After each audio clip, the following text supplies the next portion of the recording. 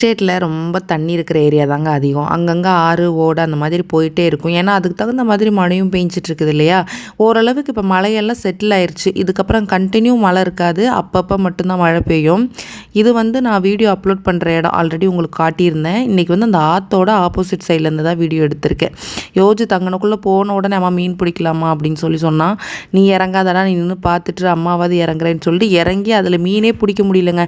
ஏன்னா தண்ணி ஃபுல்லாக அப்படியே ரன்னிங்லேயே இருக்குதா, மீனெல்லாம் உள்ளே இல்லவே இல்லை. கொஞ்சம் உள்ளே தள்ளி போனான்னா மீன் இருக்கும்னு நினைக்கிறேன். அதுவும் இந்த குட்டி குட்டி மீன் தாங்க, பிடிச்சிட்டு வந்தாலும் ஒரே நாளில் செத்து போகும்.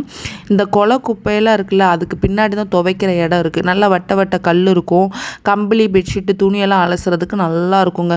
ஒரே துவையில் துவைச்சி அலசி எடுத்துகிட்டு வீட்டுக்கு வந்துடலாம். ஆனால் இப்போது யாரும் அங்கே போய் துவைக்கிறது இல்லைன்னு நினைக்கிறேன். அதனால தான் இந்த மாதிரி புதர் மண்டி போய் கிடக்குது. கொஞ்ச நேரம் யோஜித்தையும் தம்பி பையனையும் விளையாட விட்டுட்டு நான் அவங்க கூடயே நின்று அவங்கள கவனமாக கூட்டிகிட்டு மறுபடியும் வீட்டுக்கு வர்றதுக்குள்ளே போதும்னு ஆயிடுச்சு. நாளைக்கு துவைக்கிறதுக்கு வரலான்டான்னு சொல்லி சமாதானப்படுத்தி தான் கூட்டிகிட்டே வந்தேன்னா பார்த்துக்கோங்க.